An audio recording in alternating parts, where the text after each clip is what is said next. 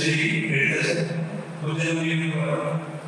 എഴുത്തച്ഛൻ മലയാള ഭാഷയുടെ പിതാമഹനായിട്ടുള്ള എഴുത്തച്ഛൻ എത്രയോ വർഷം പോലും അദ്ദേഹം എഴുത്തുകാരുണ്ട്.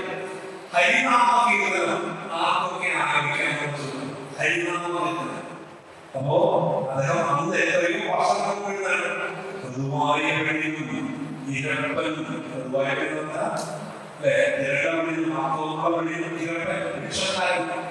അപ്പോ നമ്മുടെ നാട്ടില് ഈ പറയുന്ന അന്ന് മലയാള ഭാഷ പിതാമഹൻ എഴുത്തച്ഛൻ അന്ന് പറഞ്ഞ കാര്യം.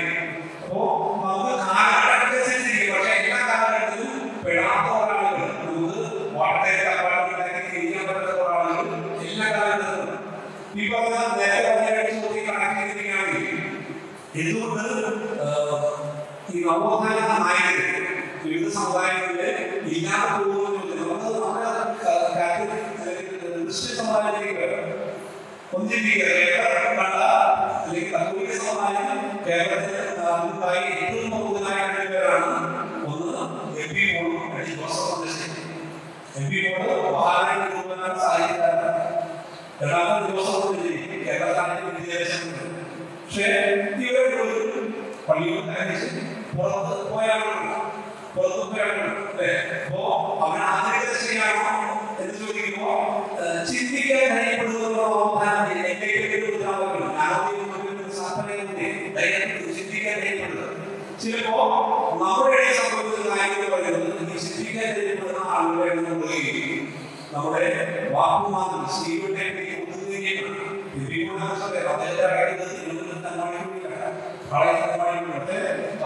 നവീകരിച്ചപ്പോ അദ്ദേഹത്തിന്റെ കലാപോ പ്രധാന ഭാഗത്തേക്ക് അദ്ദേഹം ആദ്യമല്ലാത്ത ആസ്തികവാദ ദൈവാസനം തെളിയിക്കാൻ വേണ്ടി എഴുതിയ നമ്മൾ അദ്ദേഹത്തിന്റെ പ്രോത്സാഹനമായി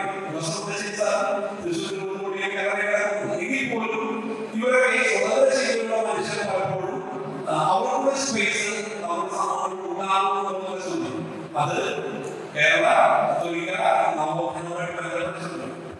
ഓക്കെ, ആദ്യത്തെ ചോദ്യം എല്ലാ കാലങ്ങളിലും നവോത്ഥാനത്തിന്റെ ട്രേസസുണ്ട്.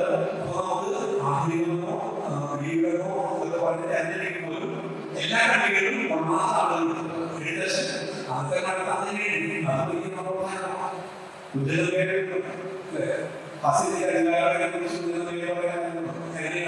എല്ലാ ആളുകളും എല്ലാ രാജ്യക്കാരും പുതിയ കാലത്ത് മൈക്ക് കാണുമ്പോ വടക്ക് പുറത്ത് ദൂഷണ ആരാധന പക്ഷെ അത് പുതിയ കാലത്ത് വടക്ക് പുറത്ത് മൈക്ക് കാണുമ്പോ മൈക്കോ ചോദിക്കുന്ന മാധ്യമങ്ങളെ കാണുമ്പോ ധർമ്മമാണെന്ന് കേൾക്കുന്ന ഭരണാധികാരി. അപ്പൊ ആധുനിക കാലഘട്ടത്തിലാണ് ഈ കാലത്ത് നവോത്ഥാനത്തിന്റെ പിന്മാറ്റം ആഘോഷിക്കുന്ന ഭരണാധികാരി സാധ്യത അതൊന്നും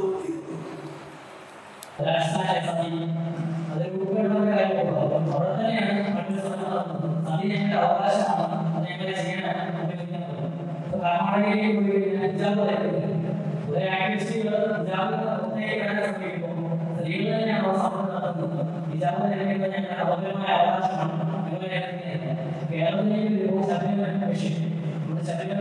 സ്ത്രീകളെ ഏതാനായിട്ട് പരിശ്രമിക്കുമ്പോൾ അവരെ കൊണ്ടുവരാൻ പരിശ്രമിക്കുമ്പോൾ പുരുഷനൊപ്പം കൊണ്ടുവരാൻ പരിശ്രമിക്കുമ്പോൾ സ്ത്രീകൾ തന്നെയാണ് സമരം നടത്തുന്നത്. നിങ്ങൾക്ക് സൗകര്യ പ്രവേശിക്കേണ്ട ആരാം പ്രശ്നം. അപ്പോൾ സ്ത്രീകൾക്ക് ഒരു വാക്കില്ലേ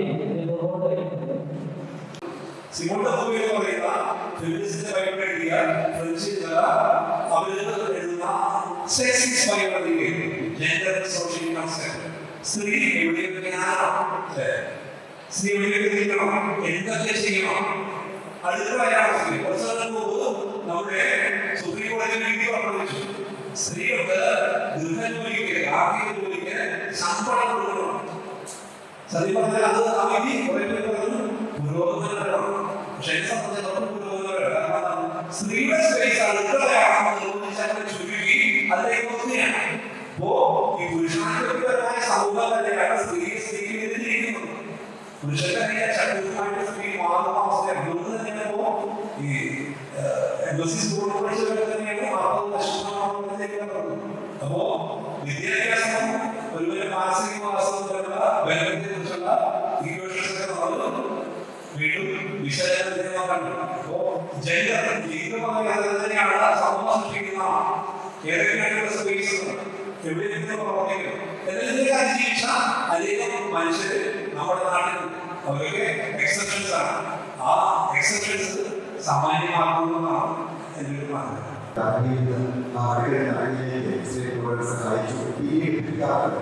സ്ത്രീകളെ ഫെമിനിസം പോലുള്ള മൂവ്മെന്റിലൂടെ ഒത്തിരി മുന്നേറാൻ സഹായിച്ചിട്ടില്ലേ എന്നൊരു സംശയം. പിന്നീട് സ്ത്രീകളുടെ സംഭാവന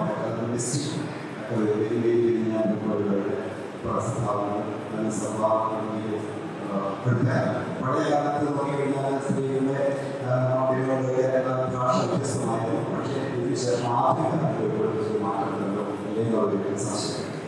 പുതിയ കഥകളുണ്ടോ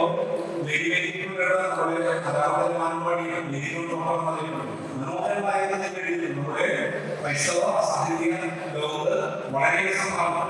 പുതിയ കഥയായാലും വിദേശീയമുള്ള കവികളും ഓസ്ട്രേലിയയിലുള്ള ഏറ്റവും കൂടുതൽ കേരള സാഹിത്യത്തിൽ ഏറ്റവും കൂടുതൽ വിഭജിക്കപ്പെടുന്ന നോവലുകൾ ഒന്ന് കേരളീയമാണ്. കേരളീയമുള്ള സ്വന്തം അഭിപ്രായം എവിടെയും നിവർന്ന് പറയാൻ ശേഷിക്കുന്ന കുറച്ച് പേർക്ക് പൂർണ്ണമായില്ല കുറച്ച് പേർക്ക് ഉണ്ടാക്കാൻ സാധിച്ചിട്ടുണ്ട്. ഒരു പ്രോസസ്സാണ്, ഒരു പ്രക്രിയയാണ്. ഈ പ്രക്രിയ തുടങ്ങിയിരുന്നത് കുറേ മുന്നോട്ട് പോയിട്ടുണ്ട്.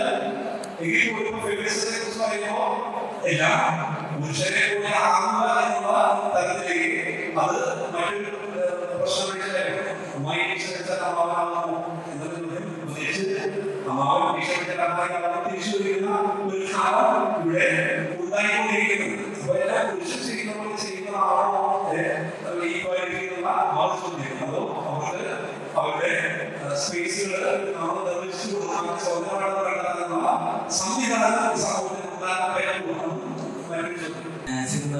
അല്ലെങ്കിൽ അങ്ങനെയുള്ള കാര്യങ്ങളാണ് നമ്മളെ ബാധിക്കുന്ന കാര്യം. കേരളത്തിലെ തുടർന്നുകൊണ്ടിരിക്കുന്നതാണ് നമ്മൾ വിശ്വസിക്കുന്നത്.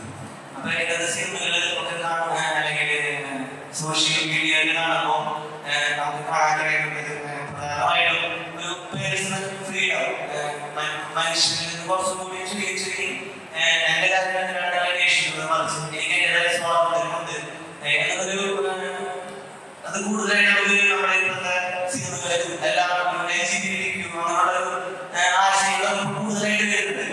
അതുപോലെ തന്നെ മറ്റൊരു കാര്യം എനിക്ക് സംശയം തോന്നിയിട്ടുണ്ടെങ്കിൽ പൗരോഹിത്യത്തിലുള്ള തരത്തിലുള്ള കലാകാരൻ ഇപ്പൊ വർദ്ധിച്ചു വരുന്നുണ്ട്. അപ്പൊ ഇതിനോട് നമ്മുടെ സഭയ്ക്ക് ഇതിനോടൊരു മോഡലായിട്ടുള്ളൊരു പ്രശ്നത്തിനാണ് എതിരായിട്ടും അതുപോലെ പൗരോഹിത്യത്തിന്റെ സിനിമയിൽ കൂടി വരുമ്പോ അതിൽ നമ്മുടെ കേരള സമൂഹം നമ്മളെ ചോദിക്കുന്നുണ്ട്. പഴയ കാലങ്ങളിൽ തന്നെ സാഹിത്യം അങ്ങനത്തെ സമൂഹത്തിനോട് ചോദിച്ചതുപോലെ തന്നെ ഇന്ന് സഭയോടും അതുപോലെ ധാർമ്മികതയോടും ചോദിക്കും. അതിനോട് നാം എങ്ങനെയാണ് മാറുന്നത്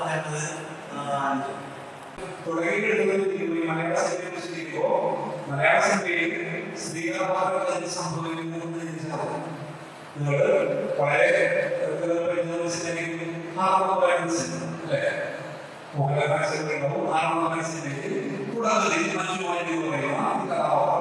വളരെ വളരെ പവർഫുള്ളാണ്. പിന്നീട് ഒരു നായകന്റെ പാട്ടുകളിലേക്കും എല്ലാം വരുന്ന ഒരു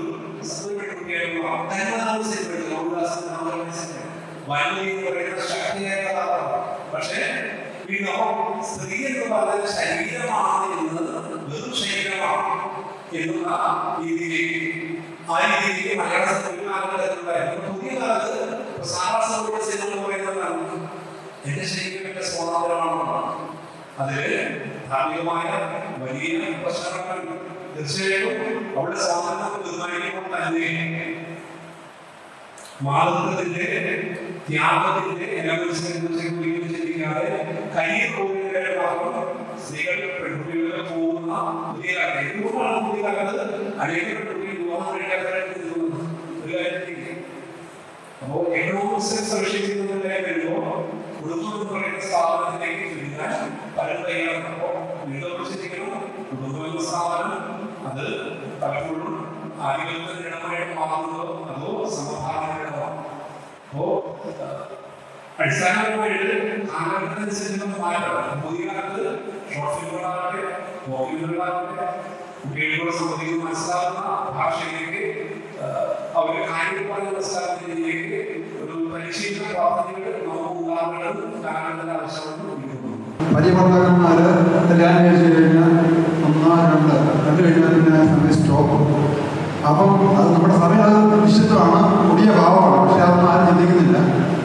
അവർ എന്നിട്ട് ചെയ്യുന്നതാണല്ലോ, ചെയ്യുന്ന പാവത്തിൽ നിർബന്ധിക്കപ്പെടുന്നത് സ്ത്രീയാണ് ഉപദേശം ചെയ്യുന്നത്. ഒരു പുരുഷനും അധികരിക്കപ്പെടുന്നില്ല. അപ്പോൾ ഈ അധികരിക്കുന്ന സ്ത്രീക്കാണ് ഇതിൻ്റെ ഭാരം കൊണ്ടു വരുന്നത്. അവിടെ ചെയ്താലുണ്ടാകുന്ന നിരാശയും അതുപോലെ തന്നെ ഗർഭപാത്രം പ്രശ്നം, സ്ഥലം പ്രശ്നം എല്ലാം ഉണ്ട്. അപ്പോൾ ഇത് ഈ പോസ്റ്റ് മോഡേൺ ഈ ഞാൻ പറയുന്നത് നവോത്ഥാനത്തിൽ ഈ സ്ത്രീകളുടെ ഇന്നത്തെ അവസ്ഥ ഒരു സ്ത്രീയാണ് താല്പര്യം. അവരുടെ സ്പേസ് ഈ സ്പേസിൽ നിന്ന് അവള് നമ്മുടെ ഏറ്റവും ശക്തിയായ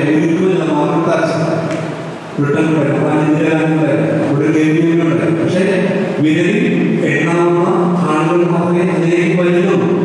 അവരുടെ സ്പേസ് വളരെ ലിമിറ്റഡായി പോകുന്നതാണ്. ഈ സ്പേസിനെ വ്യാപിപ്പിക്കാൻ പറ്റും. ഇപ്പോ വിദ്യാഭ്യാസത്തിന്റെ സാർവത്രിക വിദ്യാഭ്യാസത്തിന്റെ വ്യാപനം കൊണ്ട്